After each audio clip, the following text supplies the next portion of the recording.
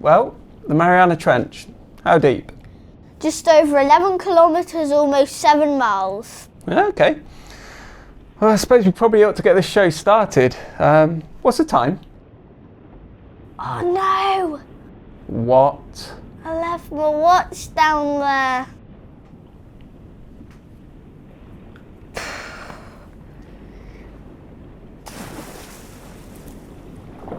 Unbelievable.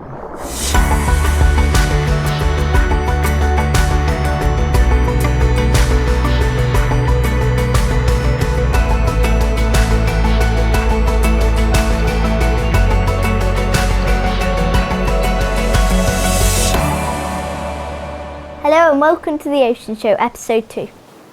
Well, we weren't expecting to be back so soon, were we? Nope. So, we've got another great show for you. But before we start, I've just got a few thanks. So first of all, I need to thank Adobe Creative Residency Community Fund.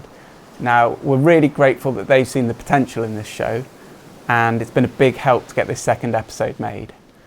So everything you see in this show, from the editing to the effects to the audio to the photos, it's all been done in Adobe software. So big thanks to them. We'd also like to thank all the contributors. We've got some great features coming up. Now, last episode, we had a little feature about seagrass with Rebecca Noakes. And this summer, I managed to find a small patch of seagrass just a few miles from Lou. So should we have a look at some of those images that I managed to get? Yeah.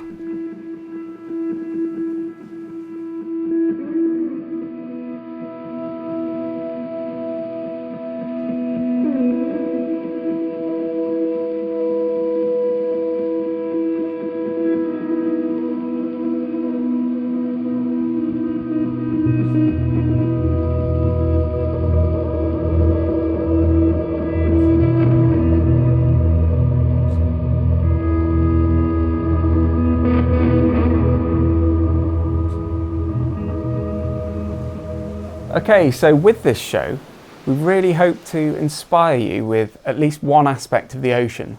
So whether that's science or art, technology, music, or whatever it is, we just hope that you get inspired by one aspect of the ocean.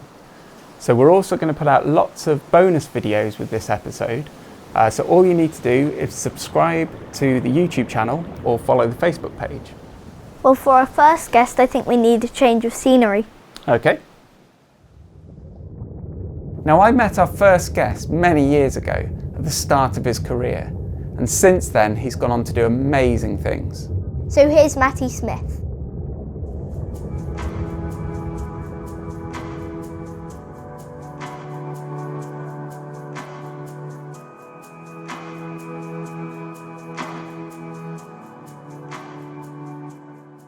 Okay, so hi Matt, how are you doing? Good, thanks. Good. Thanks for the invite onto the Ocean Show. I'm looking forward to it. No problem, it's great to have you involved.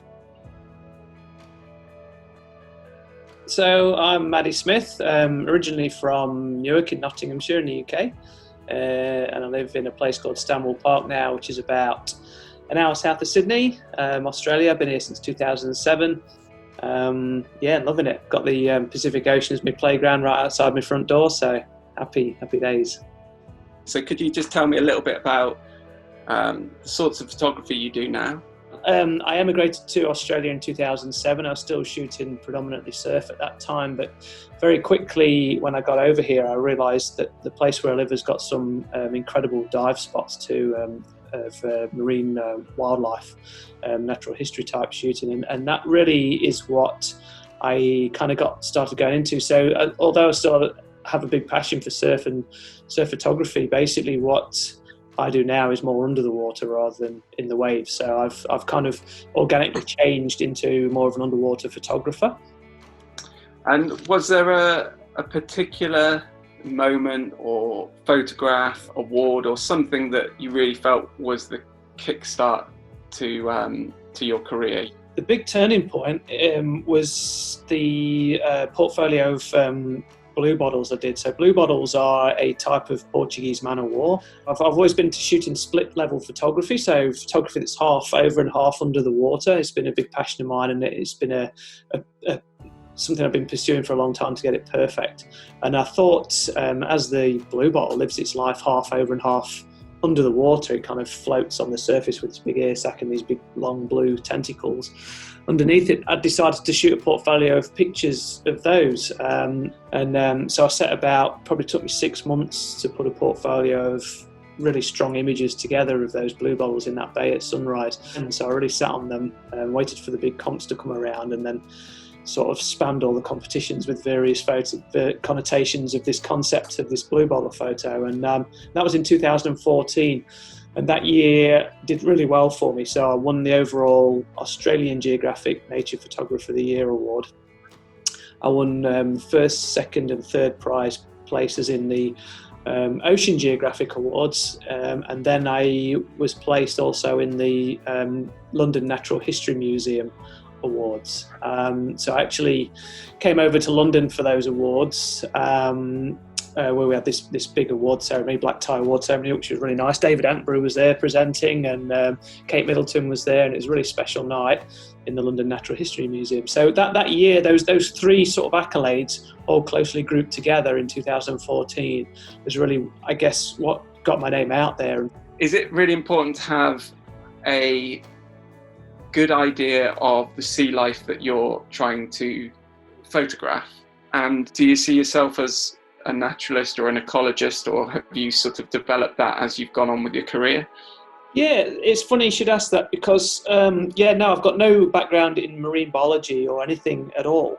And personally, it does encourage you to self-educate, because to be able to get a good shot of an animal, you need to know its behaviour. You need to know what special things it does and when it does them and when it's likely to do them, so you can be ready and get the shot. So it's a lot of hours spent studying animals and reading about them and take to get the shots that you want. In fact, sometimes it works backwards. You find a crazy looking animal you've never seen before and you get a great shot, but you don't even know what it is. So then you go home and educate yourself on that thing. But mostly, it's a bit of forward planning, a lot of time spent in the water.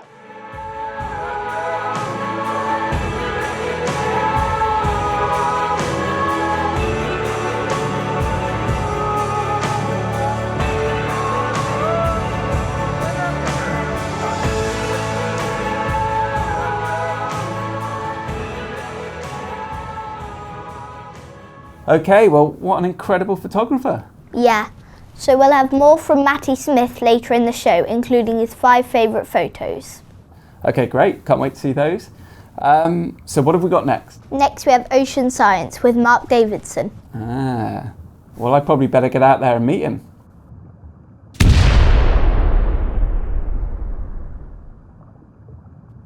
Okay, bye then. Bit rude.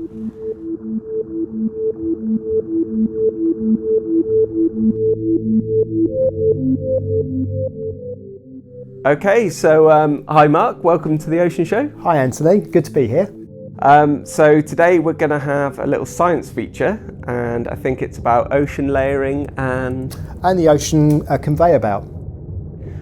So first of all, could you tell me who you are and what you do? Certainly. My name's Mark Davidson. I'm a physical oceanographer and lecturer in Plymouth University. Okay, great. So can you take us through the global conveyor belt? I'll be glad to. I think one of the first things to say is it's sometimes difficult to imagine how things in the ocean affect our life here on dry land. But the ocean conveyor belt's a really good example of that. It affects our climate. So it affects things like global warming, it affects sea level rise, and it also has a very, very big impact on things we're interested in, like marine ecosystems. So it affects life in the oceans. And you might be surprised to know that via that route, it also affects even the air that we breathe. So really, to understand something about the ocean conveyor belt, we need to consider the ocean not as a mass of water which is all the same, but as a layered system. So I think that it would be good to start by doing an experiment to demonstrate that. Okay, let's have a go.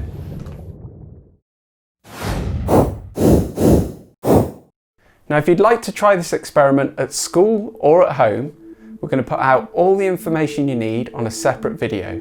So just subscribe to the YouTube channel or follow the Facebook page. So you could be forgiven looking at the ocean for thinking that it's all one single body of water and it's all the same, just water the same from top to bottom. But actually what we'll discover is that there's many layers in the ocean, and each of those layers are controlled by their density. And their density is controlled by the temperature of the water, how hot it is, and also how much salt it's got in it. Okay, so Mark, we're here with an interesting looking experiment. So you mentioned ocean layering, so what are we going to do? Well, hopefully we're going to demonstrate to people how ocean layering works. So first of all, we've got a layer of very warm water with very little salt in it. That means it's got a very low density. And then we're going to introduce much denser water, which is very salty, so it's got lots of salt, just like you put on your fish and chips, the same salt that's in the sea, and it's going to be much colder. So those two things together are going to make it very dense. So our hope is that when that water is introduced, that it forms a layer at the bottom of the tank, and hopefully if we put some dye in, we'll be able to see the high density water at the bottom and the lower density water on top. Great. Right, should we give it a go? Yep, let's give it a go. So now what we're going to do is we're going to introduce the saline cool water. So this is the water that should have much higher density than the water that's already in the tank. Fire away, Anthony. Oh, there we go. We can already see that red water spreading out underneath the bottom of the gate. So hopefully now at the bottom of the water column you should be able to see this red layer spreading out. So here we go, the moment of truth, and there it goes. All of a sudden a big release of red water, and let's have a look from the side. Okay, I think you can clearly see that denser water, and the density currents move from one end of the tank to the other, and then you can see it's been reflected back again, and you can see a really nice interface developing between the warm, low salinity water and the cold, high salinity water at the bottom. You can see waves developing on the interface as they bounce backwards and forwards. And this will continue to do this, and then eventually it will find an even level in the tank. So you can see quite a clear level. There is some mixing, between the two levels. So what's going on there? What's going on there is there's actually two mixing processes that happen here. One's due to the waves themselves, so the waves can break or partially break, and that can cause a turbulent mixing process. But also there is a diffusive mixing process where water from the lower layer gets mixed up into the surface layer via diffusion. Okay, so that was a great experiment. It was. So we can clearly now see the different layers in the ocean. So how does that relate to the global conveyor belt? Well, good question. So probably the easiest way to describe that is to consider maybe the life of a water particle as it goes around this loop. And we can think of the ocean conveyor belt as being a loop. And at the top of the loop is the surface water, that low density water we saw at the top. And at the bottom of the loop is the higher density water. So perhaps we'll imagine a water particle drifting across the surface in the Atlantic Ocean, and it's going through the equatorial regions, the hot regions, very warm.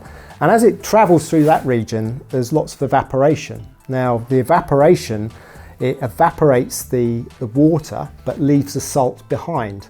So the water that's left behind gets progressively more saline, more salty, and it gets denser, but it's still quite warm at this stage. So that would be the Gulf Stream.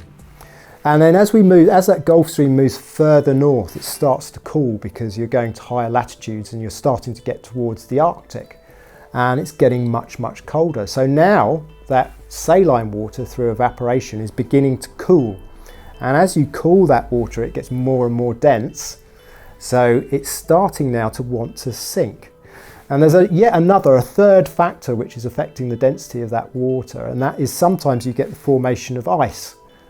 So you get ice forming on the water surface, and that leaves behind the salt. So if you ever pick up a bit of ice and put it in your mouth from the sea, you'll find it's not salty like the water, and that's because the salt's been left behind. So what we're left with then is very, very saline, very cold water. And this happens in the North Atlantic, and that water is so dense that it begins to sink. It sinks below the water on top, which is the warmer, less saline water. In fact, it goes right to the bottom of the Atlantic Ocean. And then it starts to head south right down the bottom of the Atlantic Ocean, into the Southern Ocean, and then into all of the major ocean bases. So up into the Indian Ocean, up into the Pacific Ocean. And there are some places, of course, where it returns to the surface to complete the loop. So we have the deep water, the surface water, and then we have a region where it's formed, where it sinks, so we call that a convergence zone. You might think of that as a big whirlpool. It's not, because the water's only moving about a centimetre per second, so it's not as dramatic as that. But it does affect such a large area of the ocean that we're talking about huge volumes of water. And then other areas where it comes to the surface, well, what it does then is it brings that cold, very nutrient-rich water up into the daylight zone in the ocean, the photic zone we call it, where there's light and it's slightly warmer. And then you've got all the ingredients you need for life to develop. So those regions where the deep water comes up are very, very productive in terms of growing marine plants, plankton, and then the animals that feed on the plankton. So that's the ocean conveyor belt. So the red layer that we saw in the experiment, that would represent the very cold, very salty water that sinks right to the bottom and then moves south. I'm glad you brought us back to the experiment. Yeah, absolutely right. So that would be the water that's formed in the high latitudes. So it's both very, very salty because of evaporation and because of ice formation, and it's very, very cold because it is very, very cold at high latitudes. So that would then be our red layer that sinks down. And the surface layer obviously is the warmer layers, which are less saline, which we tend to get at sort of temperate latitudes, where we are in the UK, for instance. Say I was a droplet of water and I started at the North Atlantic and I went all the way around the whole conveyor belt, all the way back to the North Atlantic. How long would that take? It's a really good question. I think first of all we should realise that because we're moving large volumes of water, they don't have to be moving that fast to actually shift a great deal of water. So they only move very slowly, so we're talking centimetres per second, but it's huge volumes of water that's moving around this whole thing. But to actually cycle your question, a droplet of water moving all the way along that surface current, sinking to the bottom of the ocean, moving all the way along the seabed into all of the major ocean basins, and then back up to complete the conveyor belt. That whole thing would take about 1,500 years. Wow. So it's a really long time.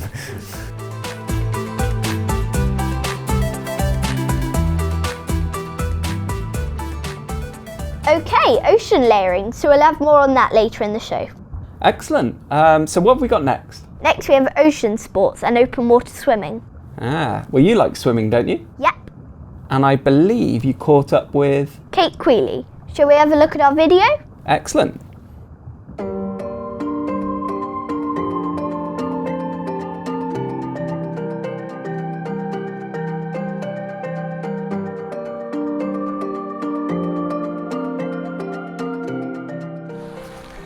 Could you tell me your name and where we are? I'm Kate Queally and we're in Kingsand in South East Cornwall on the Rain Peninsula. Thank you. Where, when and how or why did you get into open water swimming? I've always loved swimming outdoors and loved jumping into rivers and the sea and lakes whenever I was nearby, but more recently I've started swimming every day. We were lucky enough to move to this village and I started swimming every day to celebrate my 50th birthday. So I was going to do 50 days with different friends instead of having a party, and 50 days turned into it's over 1,000 now. So 3 years ago I was 50 and now I'm still swimming every day. Wow. How many days have you been swimming in a row? Do you know, I worked that out. I thought you might ask me that. Tomorrow will be 1,150. I missed one day. Do you ever go swimming in storms? Well, because I have to swim every day, I feel I have to swim every day. When it's a bit stormy, we're very lucky here. Unless it's an easterly, we're quite sheltered in this bay. If it's stormy, we'll wait till a lower tide and we might walk round to Corsand where there's a wider, more sandy beach, which is a bit more sheltered. So I'm very sensible, and it might just be a dip, but it still counts and it's a swim. So yes, I get in every day, but I'm careful.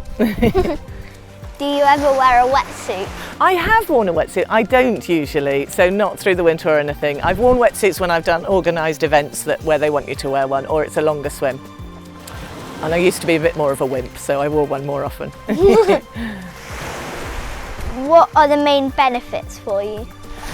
I just think it's life affirming. It makes you feel alive. It brings you into the moment, so all your worries go away. You just can't worry about anything else because all you're thinking about is how amazing it feels to be in the water. Are there any dangers you have to watch out for?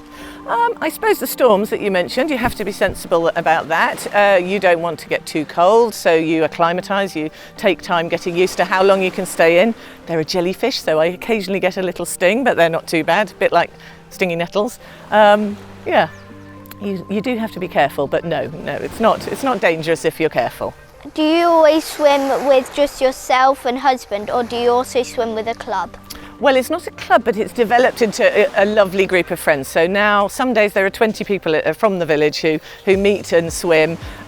Since lockdown, we don't meet and swim together quite so much. People go in, but you can hear voices across the water because couples and families get in at different times. So I'm usually swimming with my husband now. Yeah. What would you say to anyone looking to start open water swimming? I think they should do it. I think it's a lovely thing to do. They should do it not on their own. They should start with a friend or someone who knows the water, someone who knows how to take care of themselves, and just do a little bit at a time. Stay within their depths and have a dip and see how good they feel. Thank you. You're welcome. So, shall we get in and have a try? Yeah. Let's do it.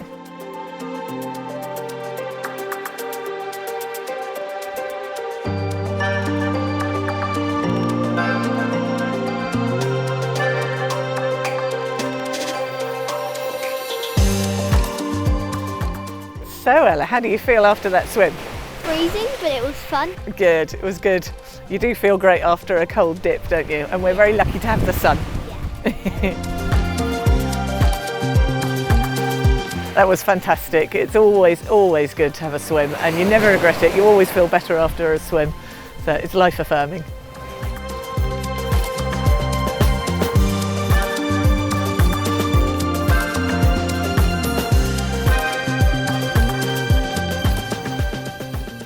Okay, well, what an amazing woman.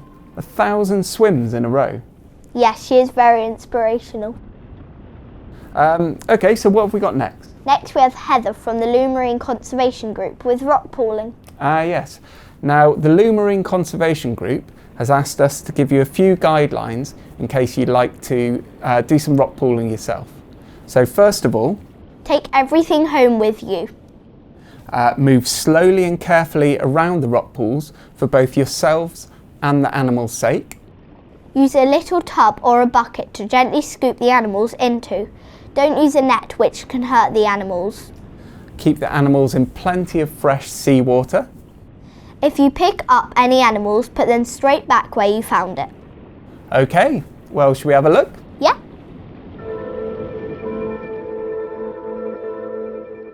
Okay, so today we are at Plaidy Beach, just outside Lou. This is a fabulous spot for rock pools, and we'll be looking for all the little creatures we can find, starfish, hermit crabs, fish, whatever might turn up. The beauty of the rock pools is we never know quite what we're going to find.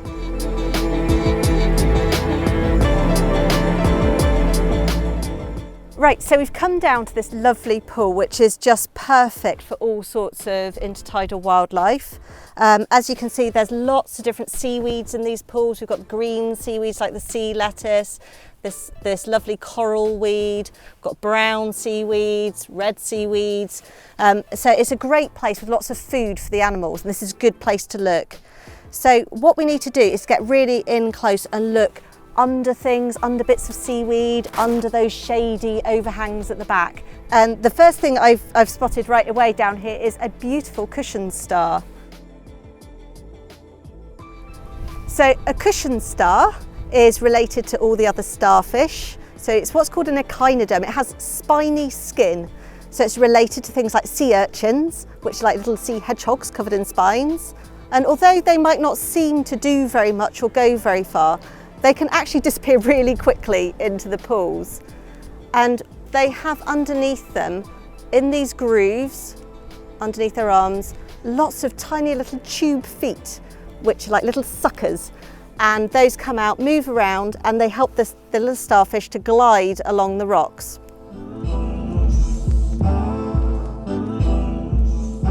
So the cushion star is actually a scavenger. It goes around and it gobbles up all little bits of food that it can find in the rock pool. They can be little bits of animal, plant, anything at all that it can find. And starfish have their mouth underneath them, right in the centre.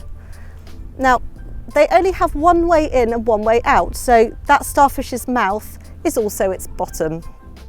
These starfish are really quite special. Like all the other species of starfish, this little cushion star, if it gets attacked or gets itself in a scrape and loses one of its arms, can actually regrow it. So this one is intact. It has 5 different arms, which you can see quite clearly on it. But you will sometimes find starfish that have 4 or 3 to even just 1 arm. And actually, if a starfish gets attacked, so long as it's got part of its central disc, it can actually regrow from that. Cushion stars, instead of giving birth to little babies, they lay eggs. And in the springtime, you can find them on rocks with lots of little tiny orange spots, which are their eggs, and those hatch out into live babies that move across the rocks. The other thing that's really interesting about starfish, this one is a scavenger and just eats anything it finds, but most starfish are actually predators, and they feed on other mollusks, so shells, mussels, limpets, anything they can get hold of. And those starfish tend to have quite long arms, and what they do is they move over their prey, they lift up their central disc, and from their underneath, from their mouth, they push out their whole stomach, which envelops their prey, and they use their stomach juices to turn their prey into soup, basically, which then they can suck back in with their stomach. So although starfish are really beautiful and wonderful, we all love to find them, they can be quite gruesome as well. So my son has just spotted a big velvet swimming crab. We have all sorts of different crabs on this beach. We have edible crabs like you might see in a fishmonger's shop, but we also have the green shore crab that you might find if you're out crabbing on the estuary, and then we have the velvet swimming crab. They're called the velvet swimming crab because their backs are covered in little fine hairs that feel like velvet when you touch them, if you're brave enough, because this crab is the one that I have to say I fear the most because they are a fabulous predator. They're very good at catching all sorts of little prey, and therefore they have very sharp claws and they're not afraid to use them at all. They're called a swimming crab because they can swim. They have back legs that are flattened out to make paddles. So just like when you're swimming, you'll put your hands flat and wide. They have these flattened legs and they push those behind them to swim very fast. The best way to find a velvet swimming crab is to look for their bright red eyes. And often they hide under the sand or in the back of a little hole in the rock with just those red eyes showing, which is why we often call them the devil crab.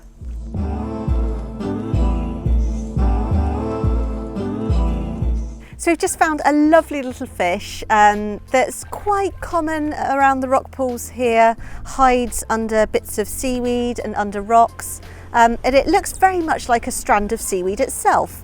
So this is a worm pipefish, and it's a long, thin fish, and it's actually got a head that looks just like a little seahorse. So it's got a snout which goes up slightly at the end. They look like a seahorse because they are very closely related to seahorses. They are cousins, all in the same family. And just like the male seahorse, as you may know, has a pouch where he stores the eggs of the female until they're ready to hatch, and the daddy actually gives birth to the babies from his pouch. These little pipefish have a groove along their belly, and it's only the male that has this groove. So it's the daddy pipefish who keeps all of the eggs on his belly until they're ready to hatch. So they're really fascinating little animals. I'm keeping it in water so that it's got plenty of air in there to breathe. And in a minute I'll pop him back in exactly the same place that we found him, because pipefish tend to pair up with another pipefish for life. So it's really important that we keep them in the same place, because he might have someone waiting for him back home.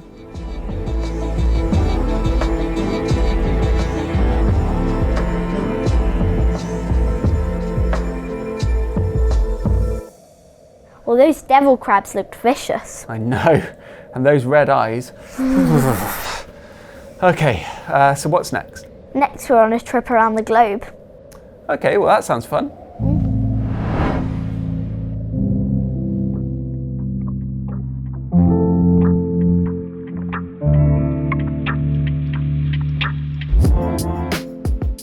Okay, so as this is the second episode of the Ocean Show, we thought we probably ought to look at what an ocean actually is. So the definition of an ocean is A very large expanse of sea, in particular, each of the main areas into which the sea is divided geographically. Okay, so what is the definition of the sea? The expanse of salt water that covers most of Earth's surfaces and surrounds its land masses. So what's the difference between an ocean and a sea?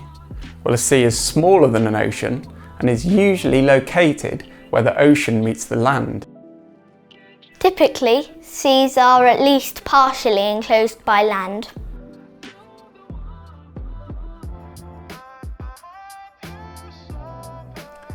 Now, most of us know our 5 oceans: the Pacific Ocean, the Atlantic Ocean, the Indian Ocean, the Arctic Ocean, the Southern Ocean. But today, we're going to look at some of the seas of the world. The seashore. Okay, so let's start with the biggest. The Philippine Sea. Which covers over 5 million square kilometres.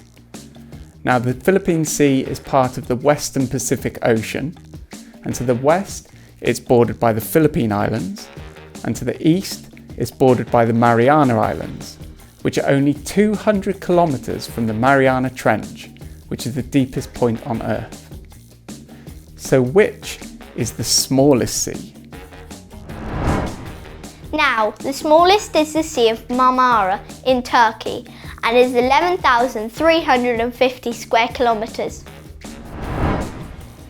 It's an inland sea and it connects the Aegean and the Black Sea. So that's surface area. So which is the deepest sea? Well, heading back to the Philippine Sea, we have the Philippine Trench, which is the 3rd deepest point in the world. Now this lies just off the Philippine Islands in the Philippine Sea and reaches 10.54 kilometres or 34,500 feet below sea level.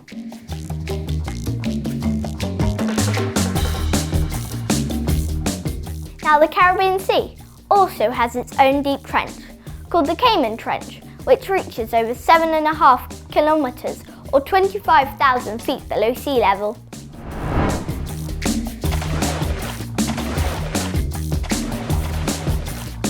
Well, if that's the deepest, which is the shallowest? The Sea of Azov, which only reaches 14 metres or 46 feet below sea level. So that makes it around 750 times shallower than the Philippine Trench.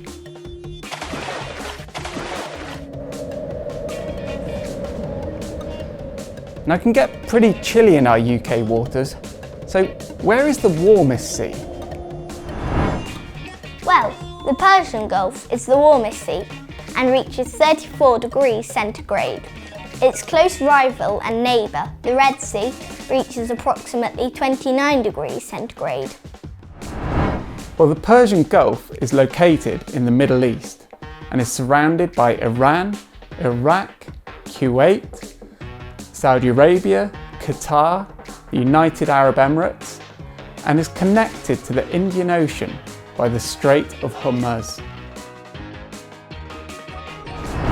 Now that's all the seas we have time for this episode, so back over to you at the Ocean Show.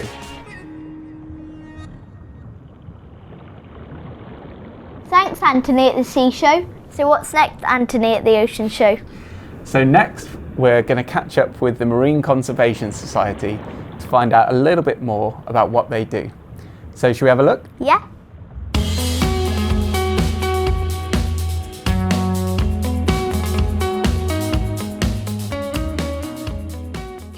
Okay, Jenny, great to have you here. Great to be here, thanks for having me. So can you tell me a little bit about the Marine Conservation Society, who you are, what you do? Sure, absolutely. We're a UK charity and we're working towards a healthier ocean, basically. I'm really, really lucky because I work with a whole team of scientists. We work in three main areas, which are clean seas, which is looking at the stuff that people put into the ocean that we need to stop. So things like physical pollution and things, but also things like chemical pollution that comes off our land or from houses, from businesses, from homes, from farms and things like that. And then we've got an ocean recovery team, and those are scientists who are looking for ways to keep the ocean healthier, maybe by protecting certain areas, in marine protected areas, things like that. Or maybe by regenerating areas, helping them to be healthier again by planting seagrass and seeing how that has an impact and helps to improve the ocean. And then we've got a responsible seafood team, and those are the guys that work with everybody who brings us the seafood that we eat, so the fish and chips that you eat, and the things that you buy in the supermarket. And we work with everybody who kind of cooks fish and buys fish as well. So we're kind of uniform, trying to work between the scientists, and then there's a whole team of people like me who work with people. So whether that's the general public, children like you guys, or manufacturers, the people that make things, or the retailers that sell them, and of course the government who makes all the laws behind how everything can happen as well. And then we raise campaigns to just create more awareness, basically, to make changes in laws. So things like the carry bag charge, that was brought in part the data that we collected on our beach cleans that showed that those plastic carrier bags were a real problem. And now we've got a charge. We've seen a lot less of those as a problem in our environment. So yeah, we work with absolutely everybody to try and find ways to help the ocean be healthier, basically. Fantastic. It's interesting you mentioned seagrass. We had a little feature about that on our first episode. So you also organise beach clean campaigns, and I know you've got one coming up. So can you tell me a little bit about the beach cleans that you do? Yeah, sure, absolutely. So we've been beach cleaning for a long time. We've been collecting data as well, though. So we don't just clean beaches that we go to. We gather the data and record everything that we've picked up. We've been doing that for about 30 years now. So we've got a really good idea of patterns and things that are coming up as a particular problem. And then we would use that data in our campaigns to try and stop that from being a problem in the future. So our beach cleans are run all over the UK. We've got teams of volunteers that go out and run beach cleans for people. At the moment, we're only able to run private events. So it means that you can go out and you can run a beach clean, but only if it's for a very small group of people that you know. But normally, we run big beach cleans for the whole community in areas. I noticed you mentioned the pandemic then and how it's changed, how you do the beach cleans at the moment. But it's also, there's been a lot more single-use items such as face masks. Have you noticed anything with that in terms of marine litter, and are they kind of finding their way onto our shores? Yeah, absolutely. I mean, I think we've all probably seen them in our streets and around our homes, and they're definitely turning up on beaches, and they're definitely all around our environment. So we know that they will end up at our beach, because everything that we find inland, 80% of what we find on the beach has come from inland, and the litter that's inland can travel and does travel. It goes down our drains and down into streams and then rivers, and as we know, they all reach the sea. So we know that it will end up there if it's in our streets in the first place.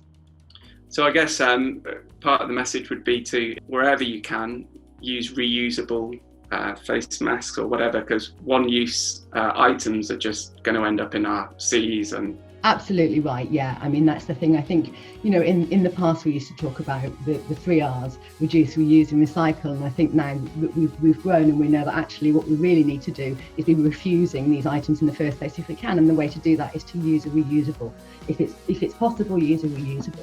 I think me and Ella are going to try and make it a regular thing that we pick up a bit of plastic every time we go for a walk or just go down to the beach. That would be brilliant. Everything that you do, everything that each of us does, collectively, it makes a big difference overall. So those pieces you pick up with Ella out on the beach will be making a big difference. And that's an animal that isn't eating it. It's an animal that's not getting caught up in it. Okay, so thanks very much, Jenny, for talking to us today. Thanks for telling us all about your organisation. That's great. Thanks very much for having me. No problem. Okay, me and Ella are off to the beach. So I'm just on the way to pick up Ella from school. We're lucky enough to be able to walk along the beach to school. So we thought, on the way back, why not pick up some plastic while we're walking back? So en route to school, I've just managed to get a litter picker from our local pub, the Beach House. And they have a 2-minute beach clean board out the front of their building. Okay, so I just picked up Ella from school. So Ella, we're going to do some litter picking.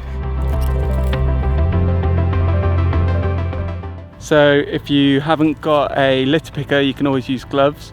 I've brought a gardening glove from home, so I'm just going to use that. We didn't think there was going to be very much plastic on the beach today because there hasn't been a storm for a while. But once we got onto this high tide line, it's amazing how many little wrappers, little bits of rope, little pieces of plastic we actually found. And we quite quickly filled up a bag. And that's one bag of plastic that isn't on our shores, isn't going to go in the sea, and isn't being eaten by sea animals. So if we scale that up, and a lot of people do this, it'll make a massive difference.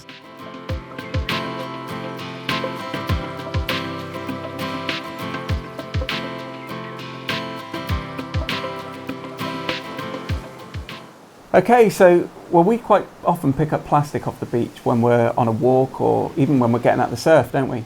Yes, and it really doesn't take long. So what's next? So next we have more ocean science, which means I better get out of here. Well, bye again. Unbelievable.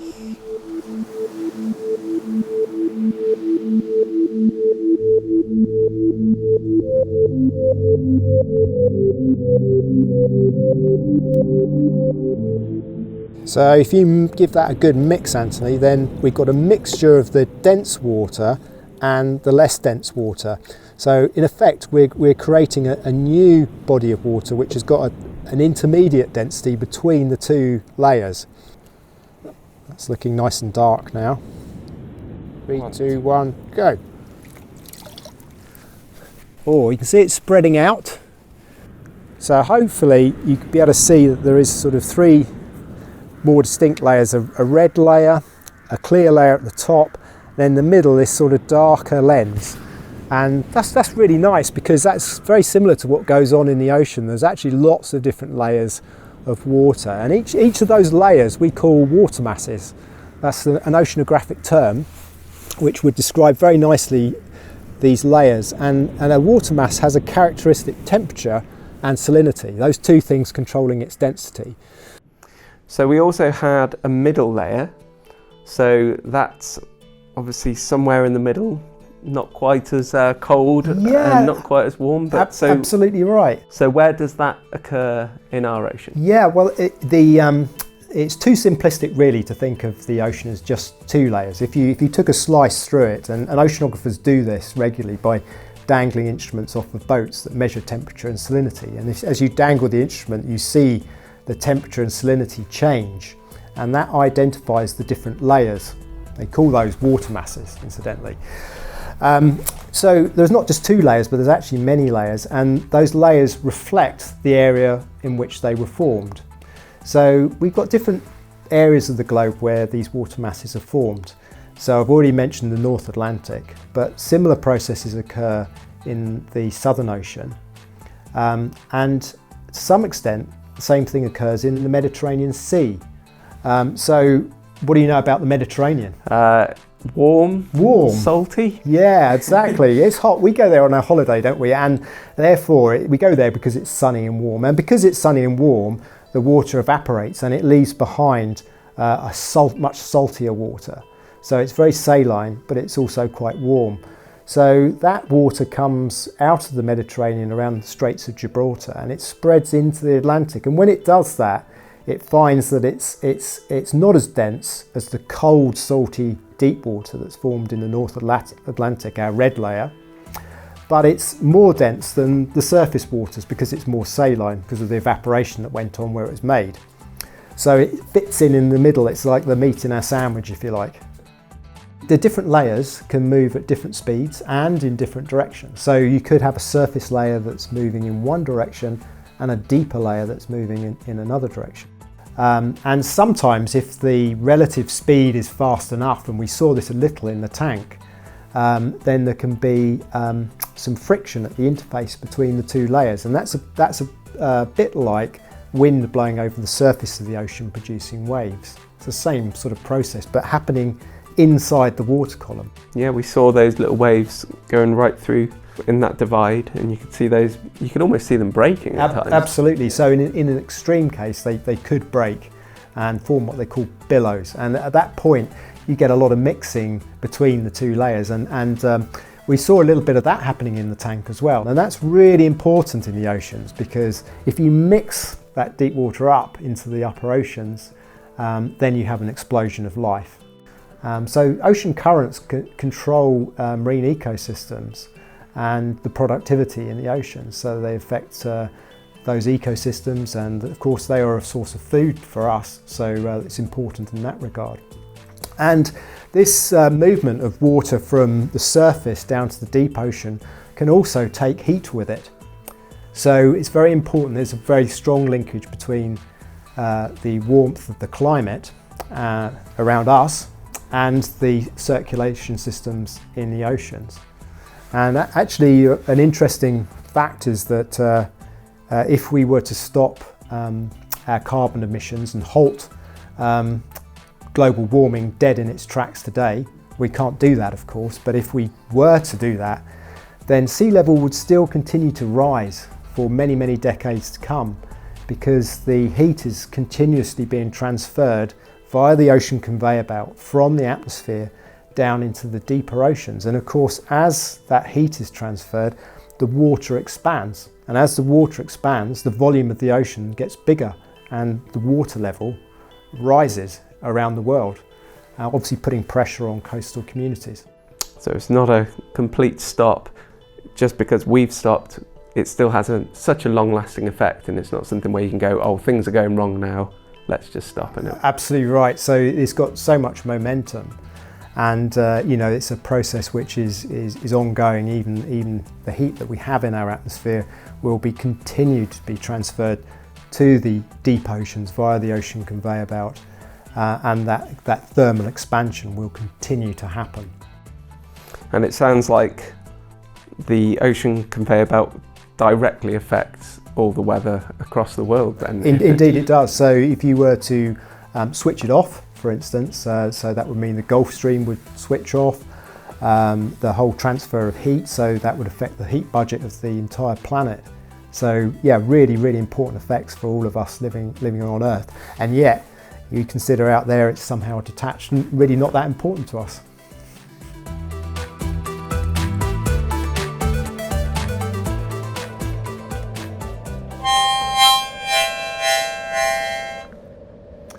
Okay, so what did you learn from that? Probably just how important the movement of water is in our oceans to everything. Absolutely.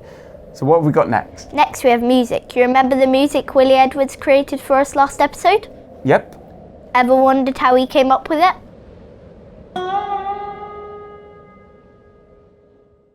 So for the first episode of The Ocean Show, I challenged musician Wille Edwards to create a 1-minute track that represented the sea, and for me to edit a short video to.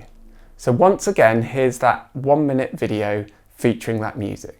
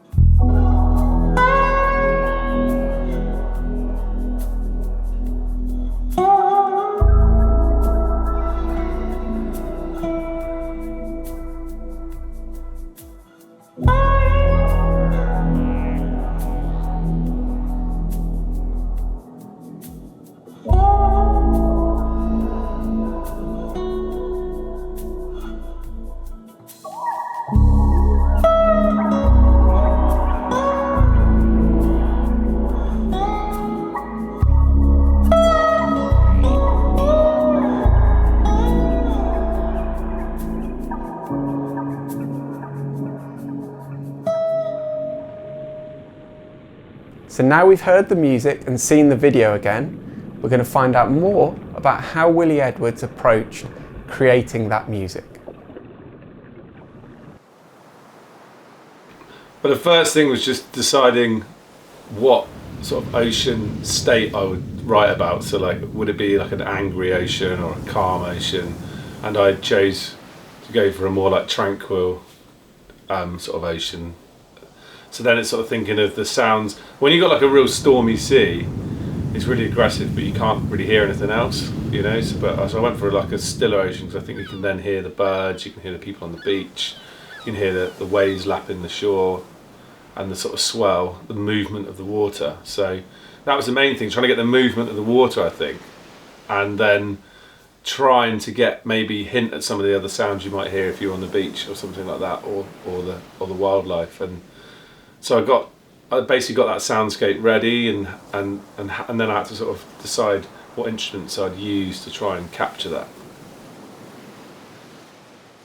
So I mean, the first thing was choosing the key. So I chose a major key instead of a minor key. I find the major key very positive, so I find the ocean a very positive place to be. That was an easy decision. Next was what guitar to use. I play a lot of slide guitar, so I had the option of using many different slide guitars. I chose a dobro, which is a very specific type of slide guitar. And the sound of the slide is almost very sort of intrinsic to Hawaiian culture, which is a very ocean-based culture. So I think that had a great link, and again, a great sound. Yes, I mean, this guitar is a dobro. It's a 1938, well, it's a replica of a 1938 dobro. Played a steel bar, which used to be train tracks, and the sound resonates through the cone here. And it's got a beautiful sound.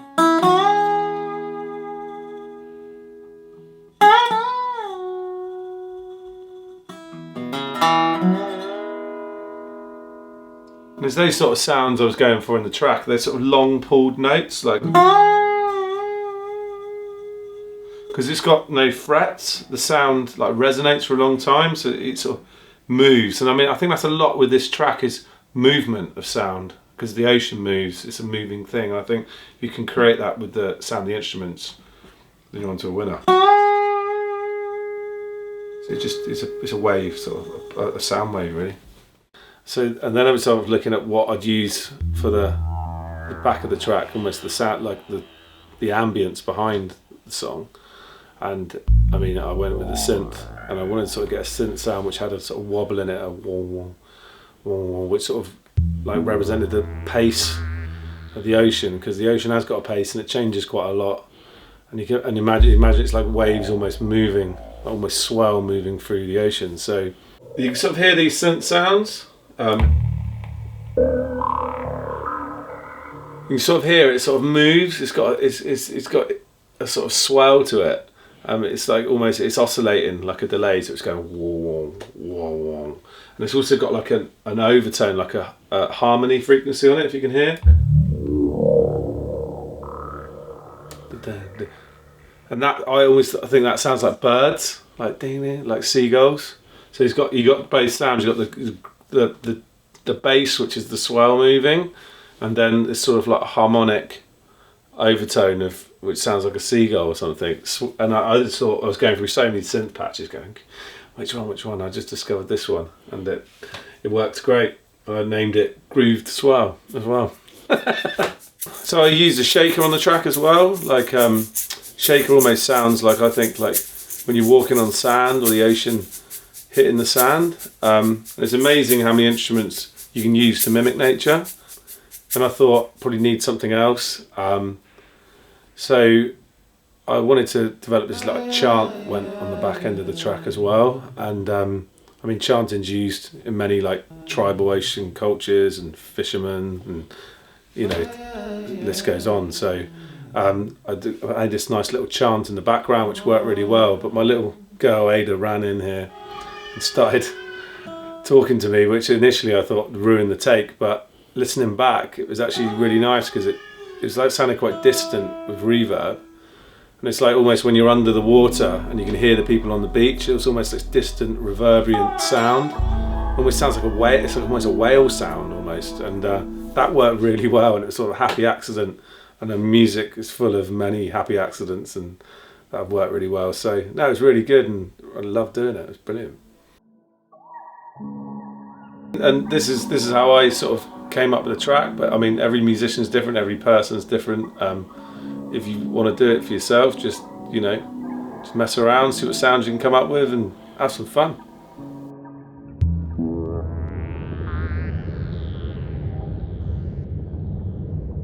Okay, great to get some insight into the thought processes behind that music. So what's next? Next is Matty Smith, part 2.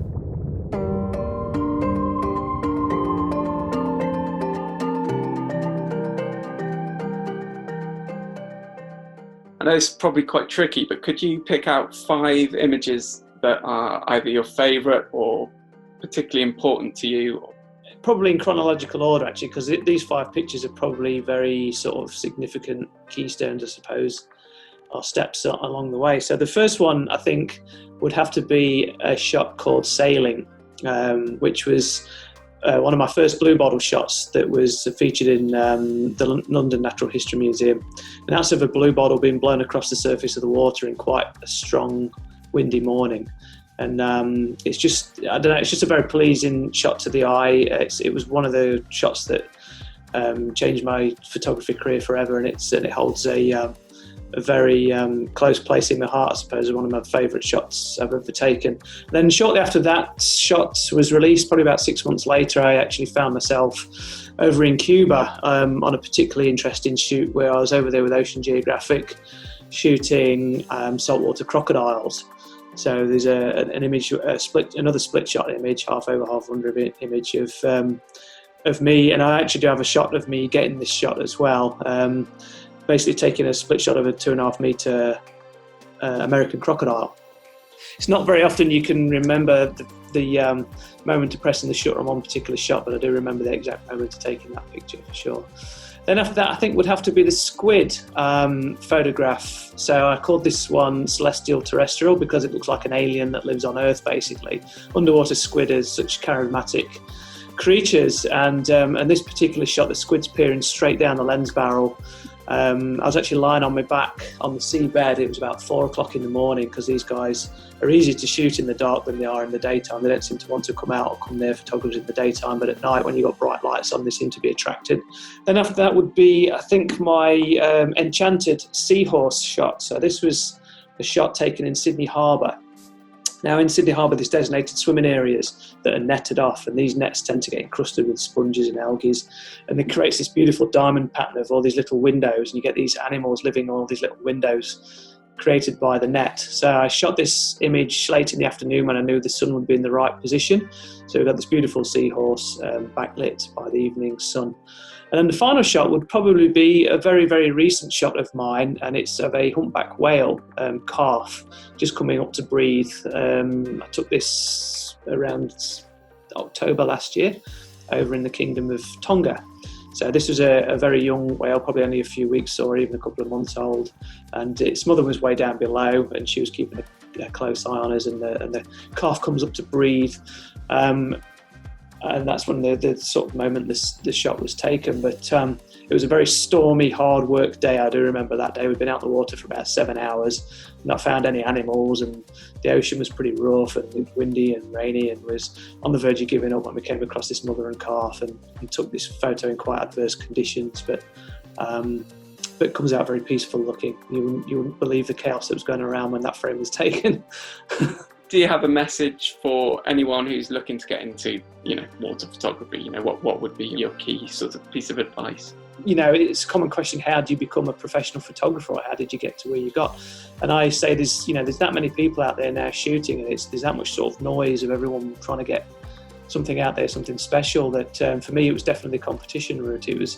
Competitions are judged by some of the best photographers in the world and some big hitters in the photography world. So if you want to get your work under some very important people's noses, then for me, competition's definitely the way to go, as long as you've got strong shots and a good point difference.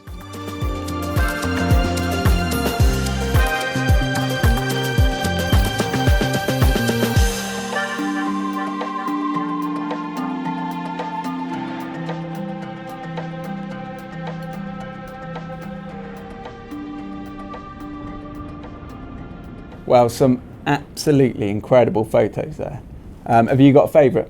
Think the squid picture. Yeah, I think for me it's between the squid picture and the crocodile one, which is just, I can't believe how close he gets to that crocodile. So we had to cut that interview a little bit short to fit it in the show, but we're going to put the full interview out as a separate video.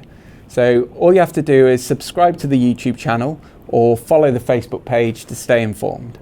So what have we got next? Coastal science and safety with the RNLI. Okay, great. Well, the best way to stay safe in and around the sea is to understand more about it. So should we have a look? Yep.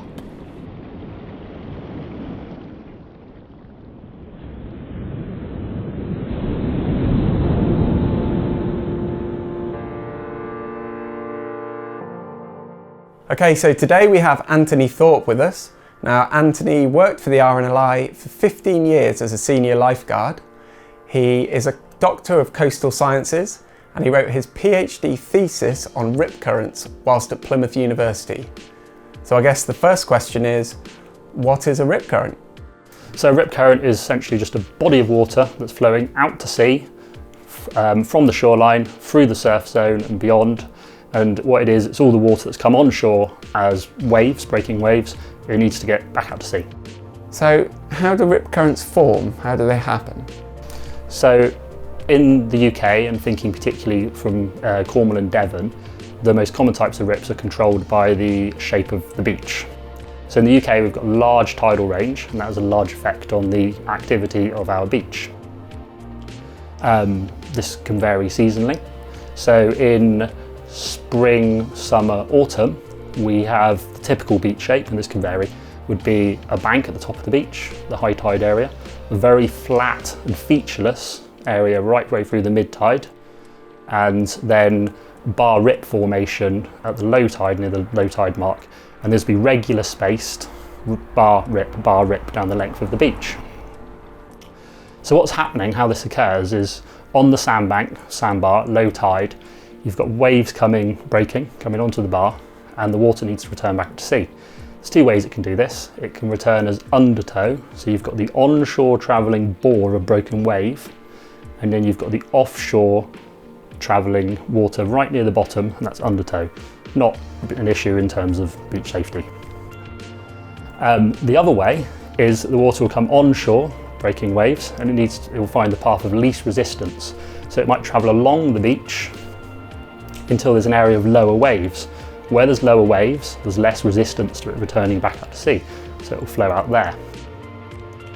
What that does is, as it flows out, it'll take some sand with it, and this will create a channel. And then you've got an area of shallow water, the sandbar, where the waves are breaking. You've got a deeper area, the channel, where it's too deep for the waves to break. So you end up with a self-sustaining system in stable conditions, where the waves break on the bar, move along the beach through what we call a feeder channel, out to sea in the rip current, and you've got circulation pattern.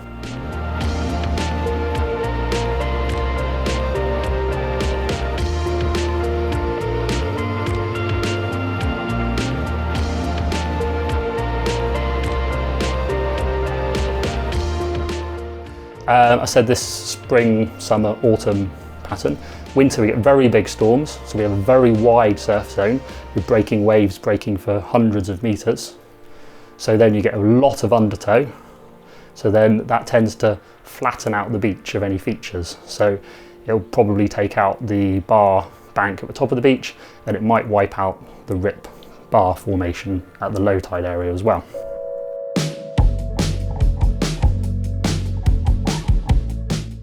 Another type of rip current that exists, less common, but does exist in the UK, is where waves come in to shore where there's groins or rocky outcrops. So the waves come onshore, they flow along the beach until they reach the groin or the rocky outcrop, and then they flow along it and deflect it out to sea. So similar principle, but there's an obstacle that's deflecting it out to sea.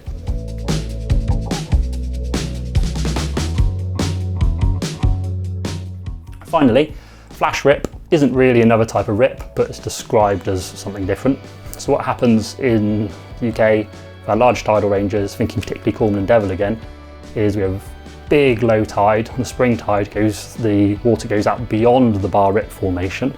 So the bar and the rip channel end up being virtually dry. So then there's no waves breaking on the bar to feed into the rip current, so or the rip channel, so there's no current. What happens then is the tide comes in, and then the waves start breaking on the bar. So all of a sudden it will reach a critical water depth when the wave breaks on the bar, over the bar, into the feeder channel, out through the rip channel, and then suddenly you've got a rip current that wasn't there a minute or two before.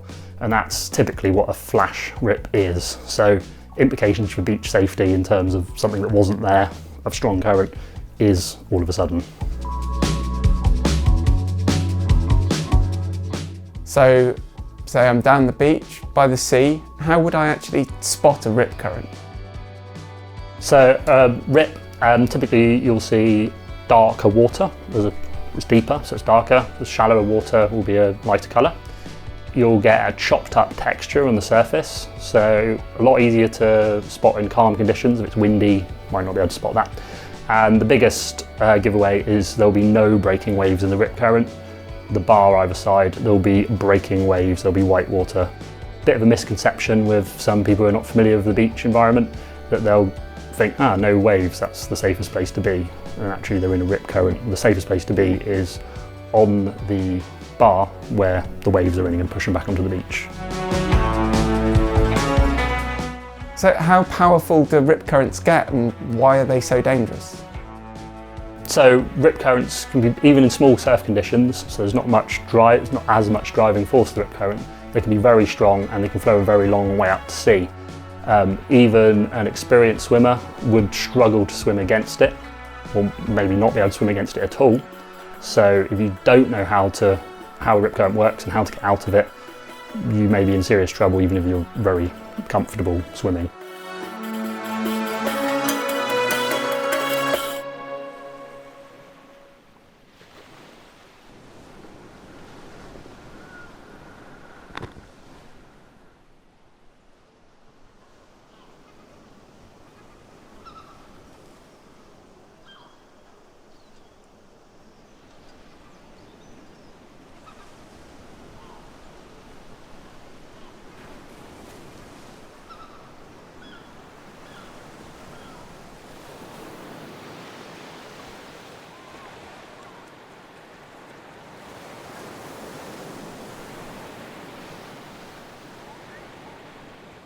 Okay, well, we spend a fair amount of time in the sea, don't we? And we've been caught in rips before, and they can get really strong. Yep. So speaking of swimming in the sea, I've met up with Rachael Roberts lately. Oh, okay, so what's that about? That was just to find out more about open water swimming and the benefits. Oh, okay, great. So shall we have a look at the video? Yep.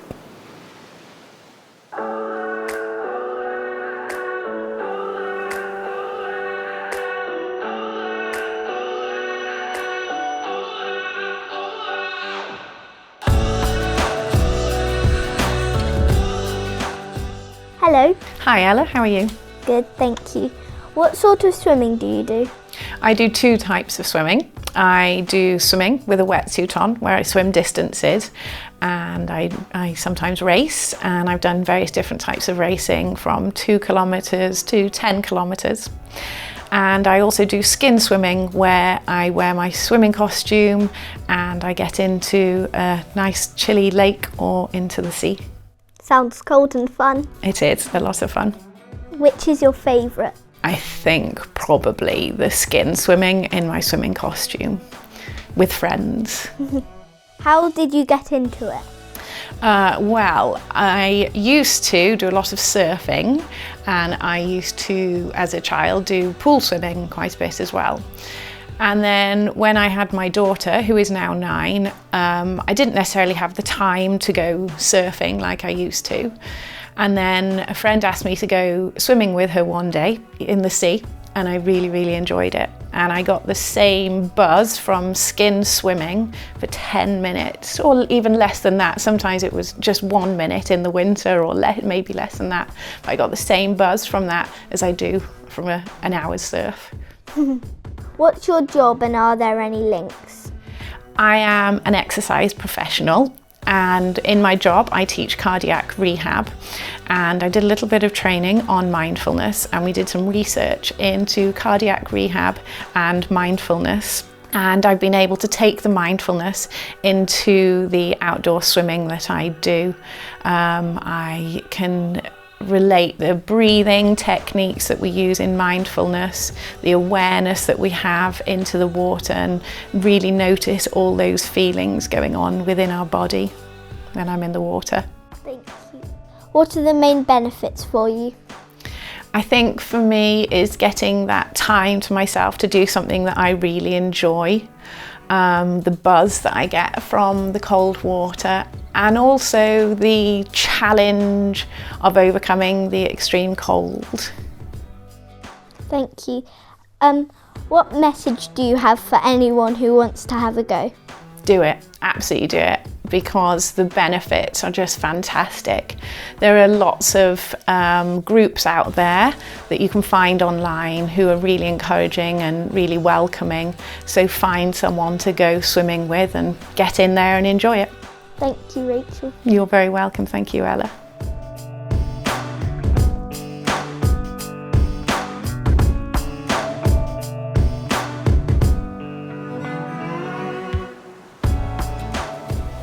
Okay, well that was great. I've known Rachel for a really long time, and I know how important discovering open water swimming has been to her, and I guess it probably is for many people.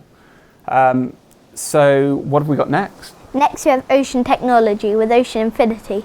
Okay, great. What have we got this time? Underwater robots, or ROVs. Brilliant. Should we have a look? Yep.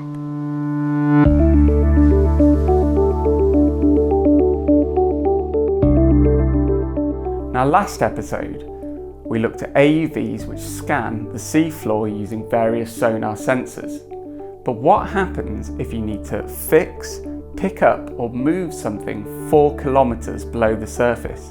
Now, the pressure at those depths is immense, so sending people down isn't an option.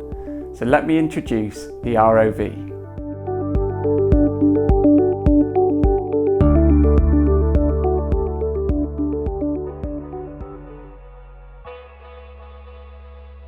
So ROV stands for Remotely Operated Vehicle. They basically are underwater robots that are controlled from the surface. Its normal activities include inspection, maintenance and repair, and can also perform subsea construction tasks.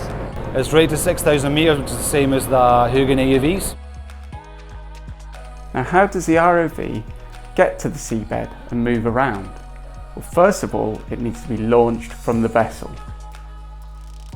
We have a launch and recovery system which allows us to pick up the ROV. We'll open the hangar doors. We deploy the ROV out of the starboard side of the vessel. We then winch the ROV and the TMS on the main cable, which is the umbilical, down to whatever depth we're working on. The ROV is then docked out of its TMS. From the tether management system, and then we have a working length of around 1,000 metres of tether, which allows us a lot more freedom of movement. Now the ROVs are operated from the control room on the vessel by a team of highly trained specialists. And there are many large screens which show all the different camera angles, the sonar and various other important information such as positional data. Once we're down on the seabed, we use the sonar to locate any objects that might be of any interest to us. Now to carry out these complicated tasks below the surface, these underwater robots need dexterous arms and hands to be able to pick up, move and manipulate objects.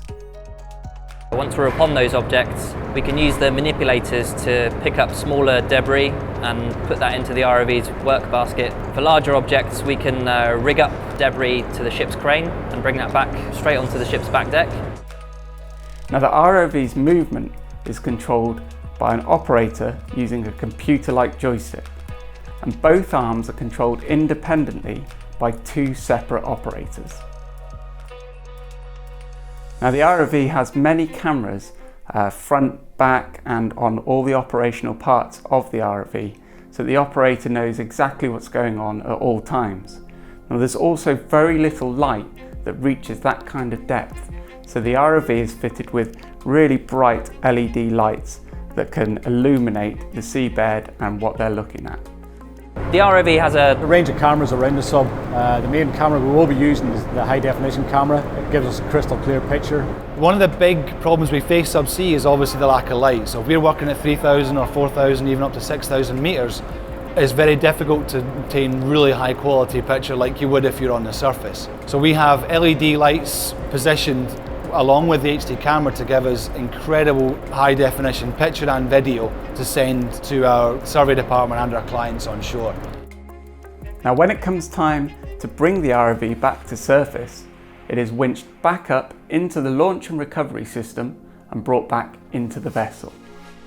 Once the mission is finished, we then fly the ROV and dock it back into the TMS, and using the winch once again, we bring the whole system back up to the surface and land it back inside the ROV hangar.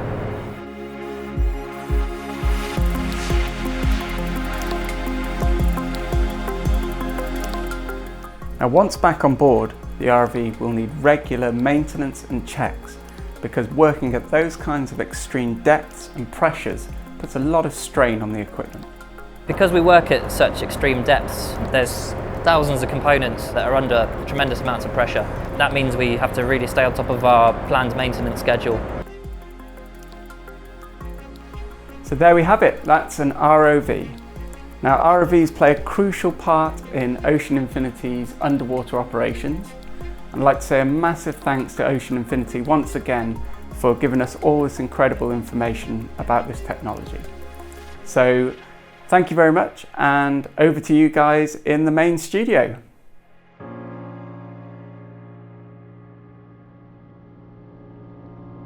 Okay, so we've got to the end of another episode. Now we really hope that we've inspired you with at least one aspect of the ocean.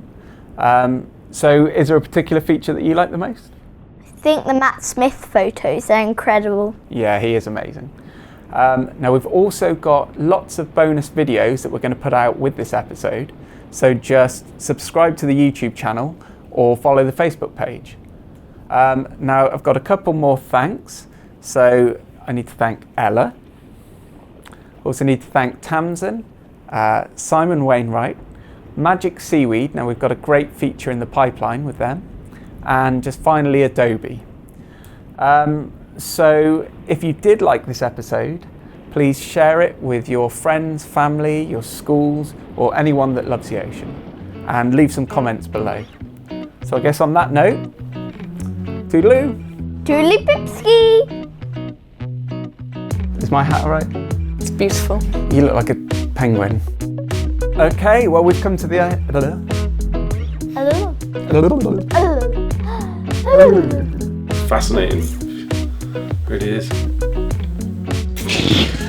And it connects two C's that I can't remember.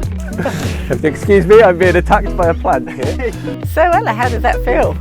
Freezing. We spend our fair time of sharing.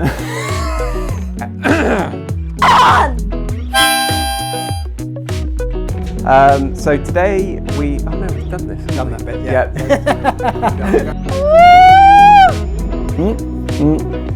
Today we have Rachael. Just the challenge. See ya, peeps! Yay!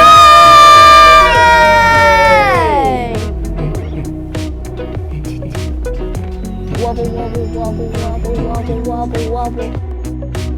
And